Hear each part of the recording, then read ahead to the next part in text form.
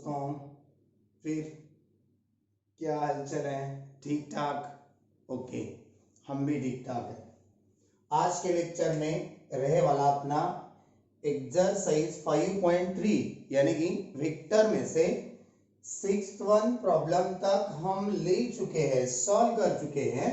अभी वेक्टर का 5.3 का प्रॉब्लम नंबर 7 बहुत इंपॉर्टेंट और पूरे के पूरे नए सिलेबस में नए नए आए वाले प्रॉब्लम आपको स्टडी करना है।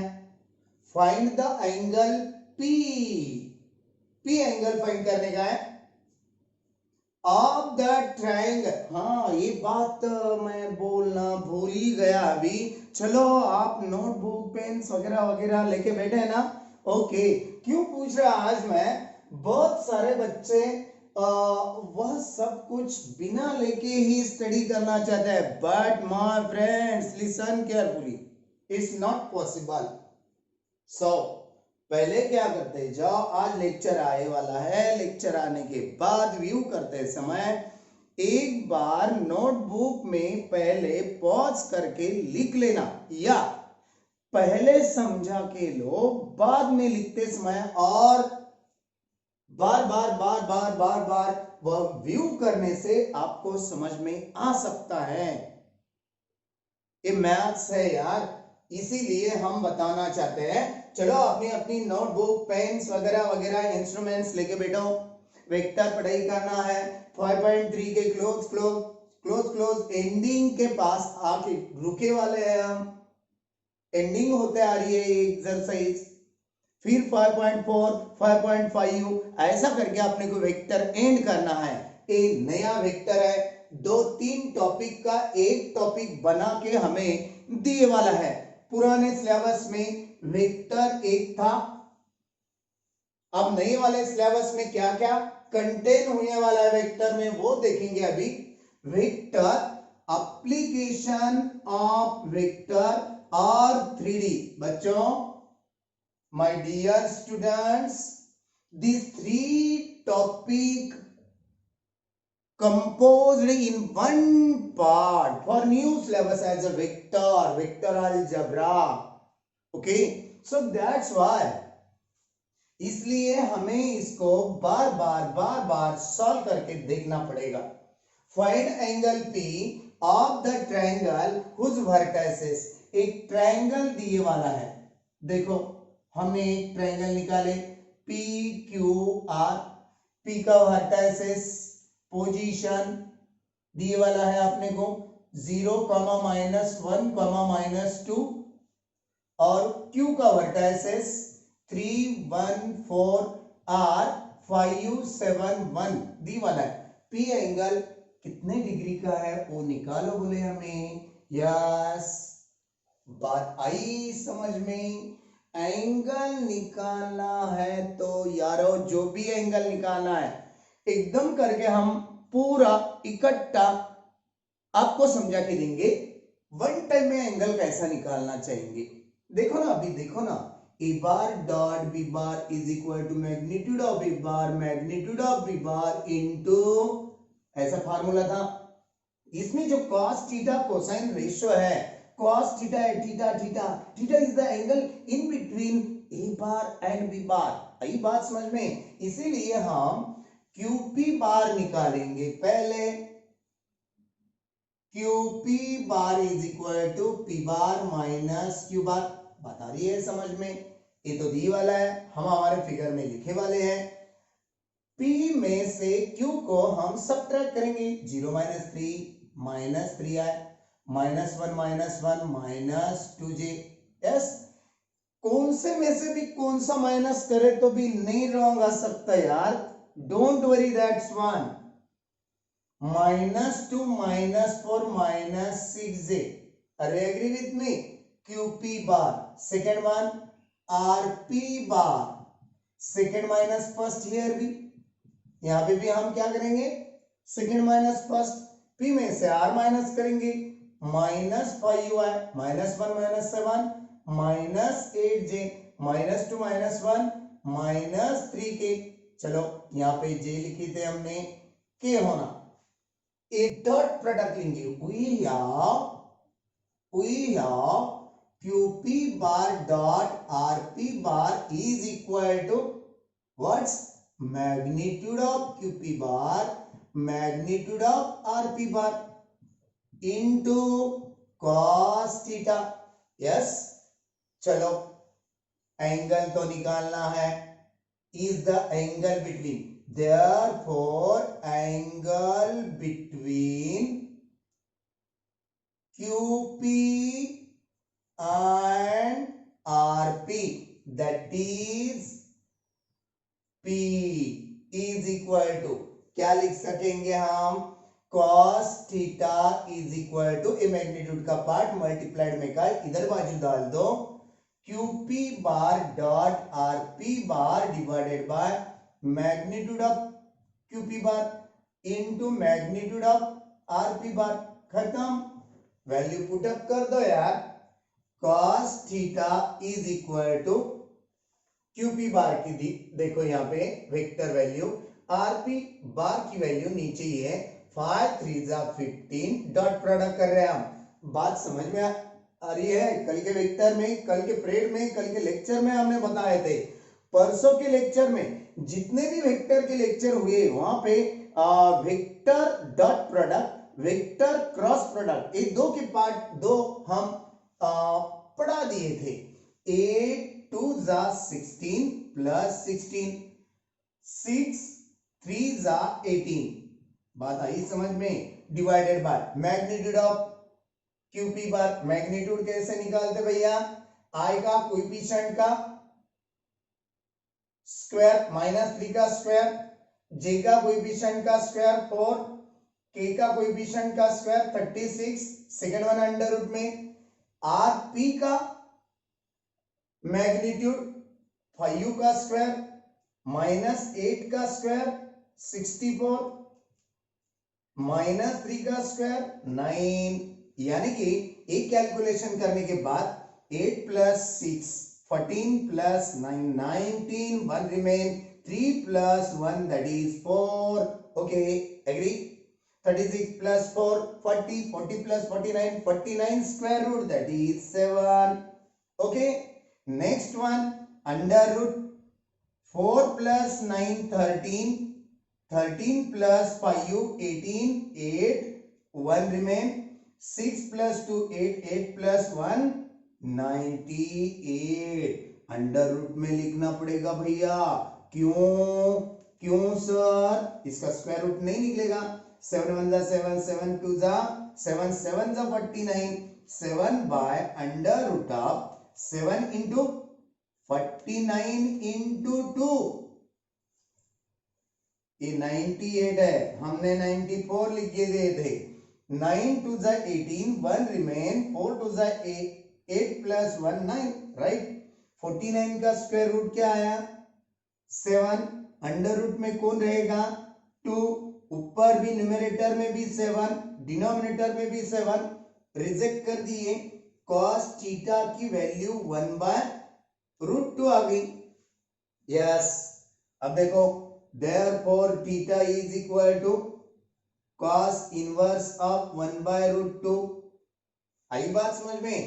cos cosine ratio 1 by root 2 कौन से डिग्री की वैल्यू है 45 45 45 डिग्री, यानी कि हम इसे और में रेडियन कन्वर्शन करके भी लिख सकते, 45 डिग्री या पाई बाय 4, खत्म। चलो देख लो, पहले बहुत इजी गोइंग प्रॉब्लम है, खाली आपको देखना पड़ेगा, प्रैक्टिस करना पड़ेगा। 8th क्वेश्चन नाउ मिटा दे हम, ओके चले 8th क्वेश्चन में और 9th क्वेश्चन में दो के दो पार्ट नहीं, 8th में प्रूफ पार्ट है, पहले 8th ले लेंगे। Prove by vector method the angle subtended in semicircle is a right angle triangle।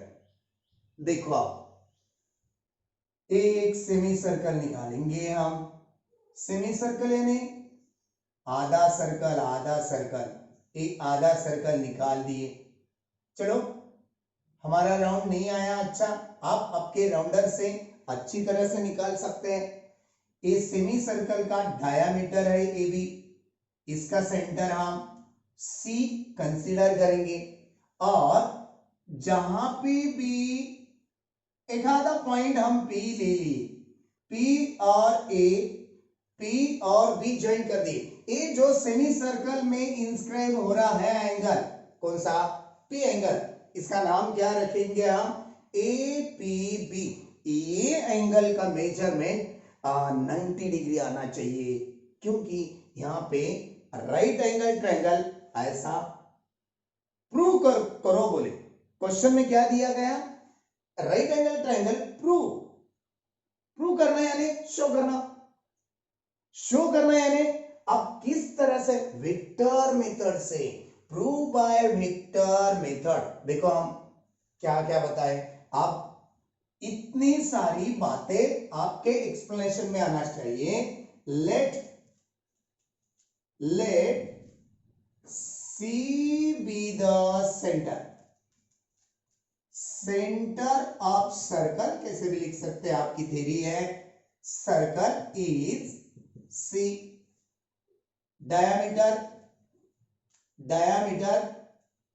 diameter of circle is AB, okay, or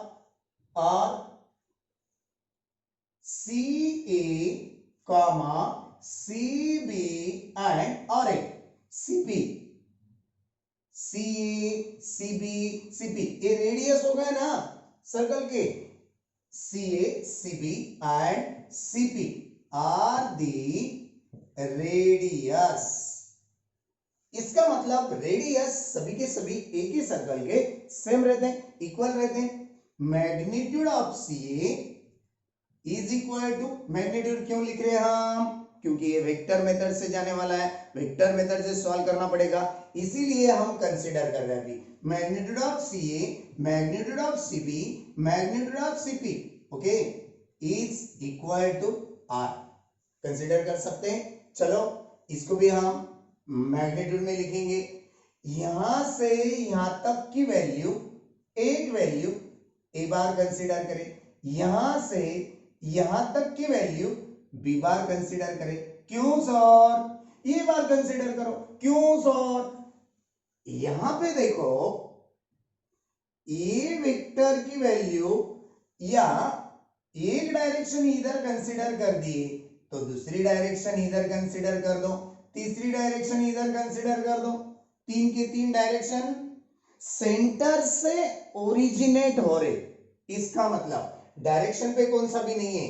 सी से ए की तरफ, सी से बी की तरफ एक दूसरे के साथ अपोजिट है, यानी कि एक डायरेक्शन हम क्या करेंगे? AC CA डायरेक्शन से CB डायरेक्शन अपोजिट है, इसलिए हम माइनस रख देंगे। बात आई समझ में? चलो अब क्या करेंगे? क्या करना है अभी? अब हमें कंसीडर करना है ए वेक्टर को हम R बार कंसीडर करेंगे, A bar minus A bar. Let, दूसरा पॉइंट लेट में का CA bar is equal to A bar, CB bar is equal to minus A bar, agree? And CP bar is equal to R bar, है ना? चलो in triangle PCA by triangle law of vector addition, समझ में आ गई बात? Triangle law of vector addition क्या है? Triangle law of vector addition पूरा लिखेंगे हम। वेक्टर एडिशन क्यों पूरा लिखेंगे? जो भी स्टूडेंट आज पहला पीरियड देखने जा रहा है उसे वी एडिशन नहीं समझ में आएगा, इसलिए हम पूरा लिख दिए। By triangle of vector addition, ये ट्रायंगल में ये वाली डायरेक्शन हम ऐसा दे सकते हैं। चलो क्या होगा देखो अभी, AC bar plus CP bar, AC bar plus CP bar is equal to, yes tell me, AP bar, है ना? मगर अपनी डायरेक्शन कैसी है? यहाँ पे से लेकर सी तक है, ये minus A bar plus R bar is equal to A P bar की वैल्यू मिल गई। इसे हम इक्वेशन नंबर 1 बोल सकते हैं। और इन ट्रायंगल, दूसरा ट्रायंगल पीसीबी, पीसीबी यहां पे भी by triangle law of vector addition, यहां पे भी लिख दिए हम। क्या होगा यहां पे, BC बार, देखो B से C, B from B to C, BC bar ये माइनस है, हम माइनस डायरेक्शन से आ रहे, अपोजिट डायरेक्शन से आ रहे, वो प्लस हो जाएगा, प्लस CP बार है ना, इज इक्वल टू, है ना, तो BP बार हो सकता है, यस सर, ये minus minus plus A bar होता, ये माइनस लिए हम डायरेक्शन, यहां पे CP bar R bar is equal to BP bar, a second one. क्यों निकाले हम, इसकी वजह क्या है, अरे यार हमें P की जगह पे होने वाला एंगल जो है वो 90 डिग्री दिखाना है। ये दो वेक्टर का डॉट प्रोडक्ट कर दिया ना, क्या बोले क्या बोले क्या बोले क्या बताए हम, दो वेक्टर का डॉट प्रोडक्ट जब 0 आता बच्चों, तब ये दोनों एक दूसरे के साथ परपेंडिकुलर रहते। आई बात समझ में, इसलिए AP bar we have AP bar dot BP bar is equal to करके दिखाएंगे अभी। AP बार की वैल्यू फ्रॉम 1 से क्या मिल गई, minus A bar plus R bar dot product BP bar की वैल्यू क्या मिल गई, ए बार प्लस आर बार, दोनों का डॉट प्रोडक्ट क्या होगा, यहाँ पे डॉट प्रोडक्ट कैसे करते हैं आपको मालूम है, ए का डॉट प्रोडक्ट आर का, मगर ए कैसे है, एक दूसरे के साथ अपोजिट है, first term square minus second term square, okay, कौन होगा माइनस में, एक प्लस में है, एक माइनस में है, इसलिए ए माइनस में रहेगा। आई बात समझ में, देख लो देख लो देख लो, कुछ डाउट है तो कमेंट्स दो यार, कमेंट्स दो, कमेंट्स देते जाओ। Plus R bar magnitude square, R को माइनस नहीं लगाएंगे भैया, क्यों भैया, यहां पे भी प्लस है, यहां पे भी प्लस है, इसीलिए हम क्या कर सकते हैं अभी, क्या कर सकते हैं सर, अरे CA CB CP आ रही है यार, सभी के सभी रेडियस है, एक ही वैल्यू हम रेडियस ले सकते हैं ना, इसीलिए यहां पे minus magnitude R square plus magnitude R square, यहां पे बता दो since magnitude of A is equal to magnitude of R bar, हम पहले भी बताए थे, यहां पे पूरे के पूरे वेक्टर फॉर्म लेके, इसी को हम वेक्टर में इंडिकेट कर सकते हैं, यहां पे भी बता सकते हैं, plus magnitude R square minus magnitude R square, दो वेक्टर का डॉट प्रोडक्ट क्या आ गया हमारा, 0, यानी कि क्या बता सकेंगे, लास्ट वन लाइन हम यहां पे लिख के दे रहे हैं, लास्ट वन लाइन, हेंस क्या बताएंगे, क्या बताएंगे अभी हमारे फिगर से, AP परपेंडिकुलर BP या BP perpendicular AP means angle APB is right angle, okay, देख लो पहले, हम बाजू में खड़े हैं, 9th वन और 10th वन और 11th वन एक जगह लेना चाहते हैं, देखेंगे स्पेस कंफर्टेबल है या नहीं अपने लिए, चलो मिटा दे अभी, देख लिए आप, कुछ भी डाउट होगा, कुछ आपको समझ में नहीं आ रही है बात, तो आप कमेंट्स दे सकते हैं, लिख सकते हैं, लाइक होने दो या डिसलाइक रहने दो। चलो क्वेश्चन नंबर 9 एक प्रूफ का नहीं है, एक कैलकुलेशन का है, क्या बताया गया, if a vector has direction angle, एक वेक्टर है उसका डायरेक्शन एंगल एक 45 का है, एक 60 का है, और थर्ड वन एंगल निकालो, बोले क्या बताए, देखो हम यहां से स्टार्ट करेंगे, ninth one question given alpha angle 45 degree का लेंगे, बीटा एंगल 60 डिग्री का लेंगे, दो एंगल दिए वाला है ना। चलो third one angle gamma we want to find out. आई बात समझ में? Third one angle we want to find out, third one angle gamma consider करे। एक कंसीडर करे बराबर आपको समझ में आ रही है क्या बात? क्या सर? कौन सी बात? और थोड़ा आइलर लिखेंगे इधर बाजू का, आपको दिख नहीं सकेगा। गिवन नाइन्थ वन क्वेश्चन में let alpha is equal to 45 degree, yes, beta is equal to 60 degree, चलो gamma is equal to we want to find out, yes, third one angle निकालना है। हमें एक रूल मालूम है 3D में से, डायरेक्शन कोसाइन रूल। क्या है वो? Cos square alpha plus cos square beta plus cos square gamma is equal to answer is 1।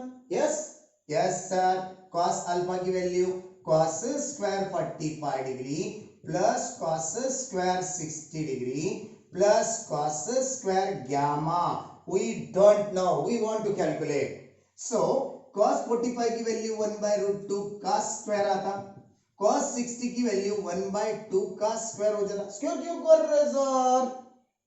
आई बात समझ में? क्योंकि फॉर्मूलेटिव पार्ट में ही स्क्वायर दिया गया, हम पढ़ाई करने वाले हैं ये भी बात।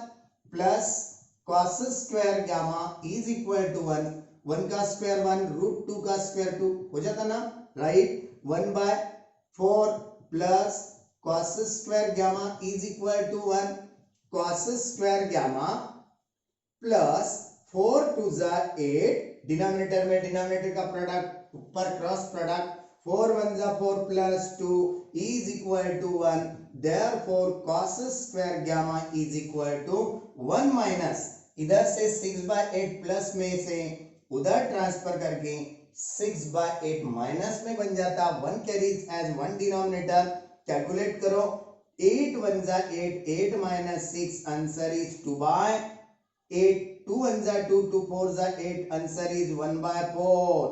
आई बात समझ में हमारे पूरे के पूरे स्टूडेंट की? चलो स्टूडेंट्स क्या बोल सकते हैं? cos square gamma is equal to pi by 4, यानी कि cos gamma is equal to 1 by 2। Yes yes sir, क्योंकि स्क्वायर उड़ने के बाद इधर की वैल्यू 1 by 4 की वैल्यू स्क्वायर रूट में जाती। स्क्वायर रूट क्या निकल आता? 1 का स्क्वायर 1, 4 का स्क्वायर रूट 2। अब गामा की वैल्यू निकालना है, therefore gamma is equal to, gamma हमारा आर के जैसा निकलेगा। चलो आप लोग अच्छा निकालिएगा, 1 by 2। चलो पहचानो आप टेबल में से, ट्रिग्नोमेट्रिक टेबल में से वैल्यू 1 by 2 cos की कौन से डिग्री की है? सर 60 डिग्री की है। गामा की वैल्यू क्या मिल गई वाली है? 60 डिग्री। या और में गामा की वैल्यू हम क्या बता सकेंगे रेडियन में? रेडियन में पाई बाय 3 बता सकेंगे सर, राइट। देख लो इजी था। चलो 10th वाला भी ऐसा ही है। If a line makes an angle 90 degree 135 degree 45 degree with the cos x y and z axis, क्या दिए वाली है बात?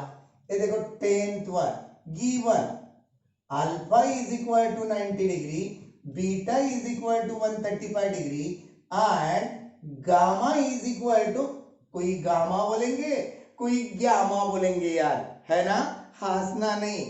Gamma is equal to 45 degree. चलो हमें मालूम है, क्या मालूम है तुम्हें sir? Direction cosines DCS, short form में हम डीसीएस देंगे, डीसीएस कॉस अल्फा यानी कि यल, है ना, ऐसा लिखेंगे। L is equal to cos alpha. Cos alpha की वैल्यू पुटअप कर दो, क्या है अल्फा? 90 डिग्री। कॉस 90 की वैल्यू क्या आ गई? 0। चलो एक डायरेक्शन कोसाइन वैल्यू हम मिला दिए, मिलाए ना, एल की वैल्यू 0। अगेन यम यानी कॉस बीटा, कॉस बीटा की वैल्यू दे दो, दे दिए sir. cos beta 135 degree from table में से नहीं आता, उसको 180 कन्वर्शन दे दो। cos ऑफ कोई 90 देगा, कोई 180 देगा, चलेगा, कौन सा भी चलेगा।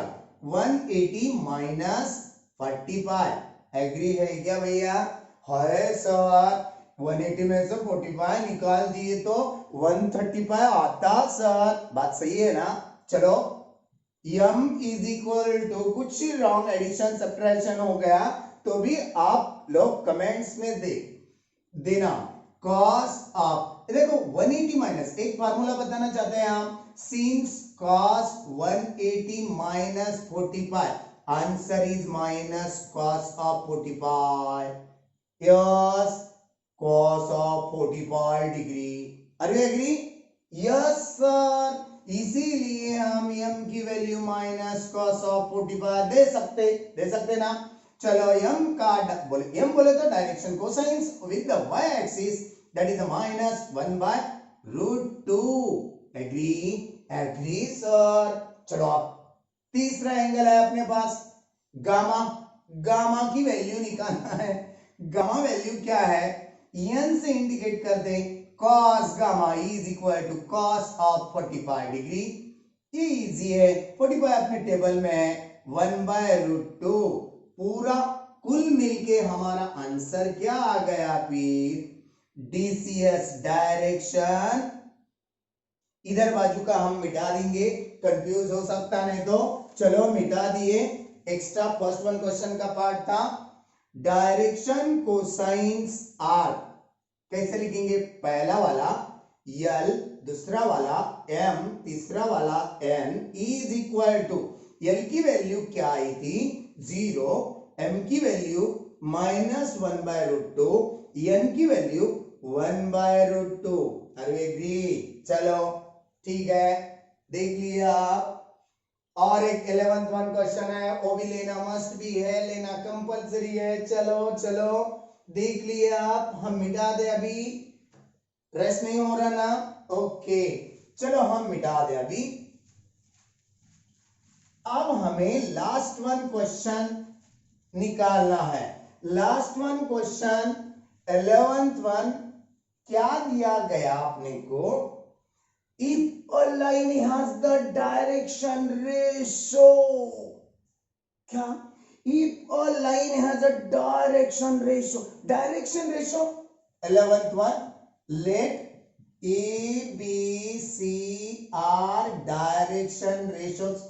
yes, from 3D part A, B, C is equal to हमें दिया गया 4, -12, 18 रख दिया।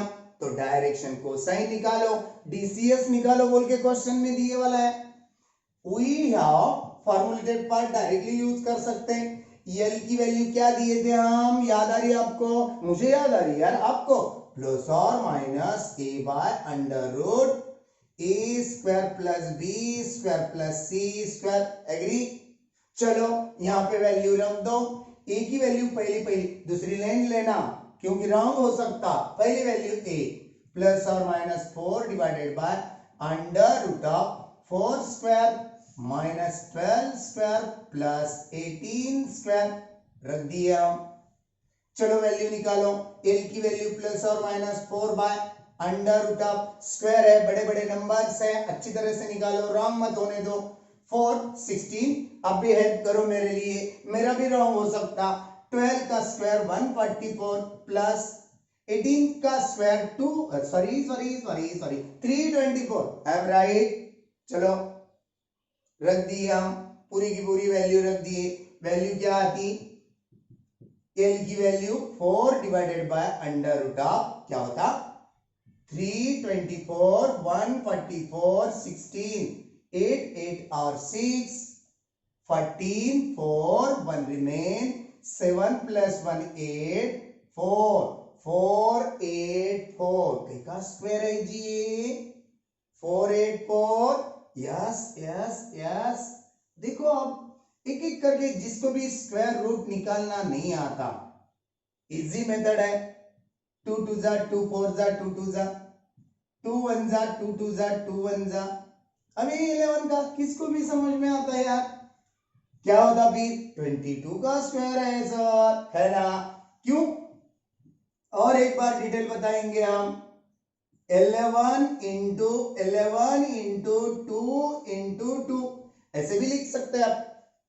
Again L is equal to plus और माइनस 4/11 के पेयर में से एक 11, 2 के पेयर में से हम एक 2, 2 1 जा 2, 2 2 जा 4। L की वैल्यू क्या मिल गई दोस्तों 2/11 प्लस और माइनस। अब बाकी के इजी है। M की वैल्यू कैसे निकालेंगे, यही फार्मूला, मगर लिखते समय क्या लिखेंगे प्लस और minus b divided by under root of a square plus b square plus c square.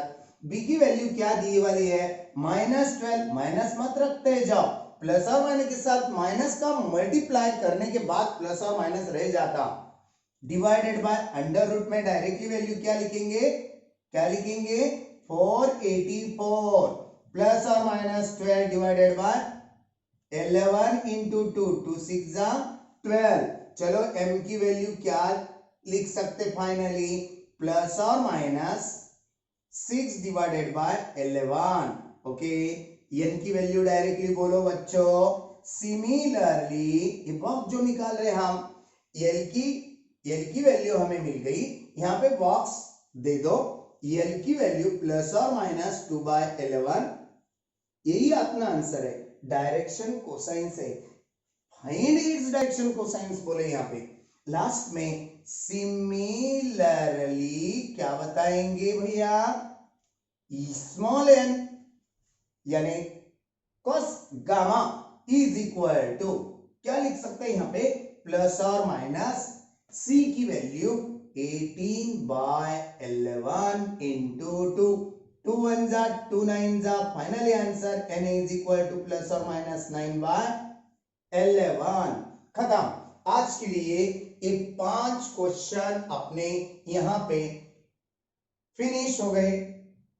यहां पे हम ठहरेंगे अभी, क्योंकि बहुत ही बड़ा लेक्चर करके दिए हम एक दिन 45 मिनट्स का या 42 मिनट्स का, ऐसा कुछ तो बच्चे व्यू नहीं कर रहे, स्टडी नहीं कर रहे, देखना बोर हो जा रहे, दूसरा ही कुछ देखते बैठ रहे। मेरे लेक्चर के देखने के बाद तुम अपने अपने मोबाइल में कुछ अलग से व्यू में मत जाते जाओ, क्योंकि अपनी स्टडी करते जाओ ना, उतना टाइम से हो जाता। बार बार देखते जाओ या लेक्चर ही बोले तो आपको कैसा लिंक मिले वाली रहती, समझने के लिए इजी जा सकता। इसीलिए थोड़ा थोड़ा करके टाइम बढ़ाएंगे या कम भी कर सकते, समझो आपके ऊपर डिपेंड है, आपके व्यू के ऊपर डिपेंड है। यहां पे आज का लेक्चर स्टॉप करेंगे। नेक्स्ट पीरियड में नेक्स्ट 2 प्रॉब्लम रहने वाले हैं हमारे ओपिनियन से, खाली 2 या 3 प्रॉब्लम फ्रॉम 5.3। ये 5.3 का आधा पार्ट था, आधा पार्ट पहले लेक्चर में हम फिनिश कर दिए, और 2-3 प्रॉब्लम रहने वाले हैं। वह प्रॉब्लम लेके हम कल के लेक्चर में आपके सामने हाजिर होने वाले हैं। चलो जब तक के लिए बाय बाय।